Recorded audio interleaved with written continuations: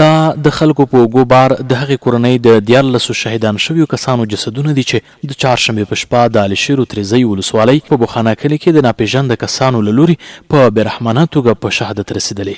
د یادې قرباني شوې کورنۍ اقارب وایي چې دغه پیښه د شپې 8:30 بجې رامنځته شوه. دوی زیاتوي چې په دغه پیښه کې د یوې کورنۍ 14 غړي په شهادت ورسېدل. 2 سړي، 6 ښځې او 15 ماشومان پکې موجود وو. دوی وایي چې له هیچا سره شخصي دښمني نه درلوده. دې کې 14 نفره ټول شهیدان شوي دي، خو دې 15 نفره وړه ماشومان دي او د نور ستر دي. ډېر داسې کورونه دي چې هغه د ولمانه بل ځای نه راغلي وو، هغه کې وفات شوي دي. دغه پیښه په 8:30 بجو سهار کې شوې ده ټایم کې. بیا چې کله دا پیښه وشوه موږ ته ولسوالي اول راورسېده، بله پستې مستې نه وې، ولسوالي موږ ته راورسېده. حتی کې چې اول حکومت د مړي زخمیان دغه دوی راپورته کړه او یوړل هسپتال ته، ملکي هسپتال ته، یې نه بیرته بیا موږ ته خپل امانات خپل مړي ښه بعد وسپارل.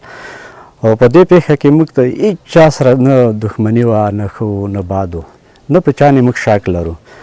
خو د کوم پیښه چې دوی هغه کړي څو نفر دي مشکوکه، هغه دوی نیولي دي، ولسوالۍ ته یې بولي دي. خو دا پاته نه لګېږي چې تاسو آیا رښتیا او یا غلط، هغه دوی ته جنایه نه پاته بیا لګېږي. سیمهوال هم یاده پیښه ډېره دردونکې یادوي او له امنیتي مسؤلینو غواړي چې قاتلین د زر تر زره ونیسي او د نورو خلکو د عبرت لپاره د سخته سزا ورکړل شي. پیښه یقینا ډېره خواشینونکې پیښه ده. موږ د حکومت څخه ډېره په درنه غوښتنه کوو د امنیتي ځواکونو څخه چې دغه عاملین باید زر تر زره ونیسي، تر څو د ټولو مسلمانانو خصوصا د افغانانو د مقابل کې او د دوی په مخ کې په در وځړول شي چې په همدا وخت کې به داسې پیښې او داسې کوم ناوړه کارونه بل څوک باید ونه کړي. او یقین وکړه که نه چې دا کوم وخت دا پیښه ترسره شوې، هغې نه بعد ډېر سخت پند راغلو که نه، او د برا ساس کې د الله پاک داسې یو کښه راغلو که نه چې ټوله سیمه مکمل خوست یې داسې ولړزولو. او موږ بس دغه غوښتنه ده د دولت نه چې داسې پیښې باید مخنیوی وکړي. بل لور ته د خوست ولایتي مسؤلین د قرباني شوي کورنۍ غړیو او ولسونو ته ډاډ ورکوي چې د یادې پیښې د مجرمینو په نیولو پسې هر اړخیزې پلټنې پیل کړي او 4 شکمن کسان هم نیولي چې څېړنې ترې روانې دي او وروسته به عدلي او قضایي ارګانونو ته وسپارل شي.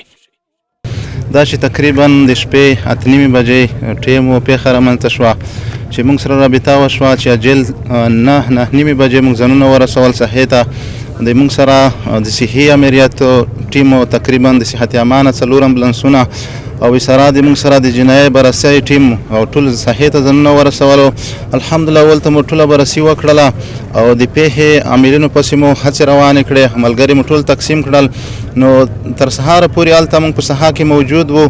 د سهار په 2 بجو تقریبا کوم مشکوک کسان چې وو چې هغه مطلوب وو هغه موږ لاسته راوړل. تقریبا 15 نفر د پیښې په تړاو هغه نیول شوي دي او نور هم پلټنې روانې دي د پیښې په اړه چې څومره په دغه دوسیه کې مشکوک کسان دي هغه به انشاءالله نیول کیږي. د یادونې وړ ده چې د چهارشنبې په شپه د خوست سرحدي علشیر ولسوالۍ کې نامعلومو وسلوالو کسانو د یوې کورنۍ 14 کسان چې ښځې او ماشومان هم پکې وو په بېرحمانه توګه په ډزو شهیدان کړل.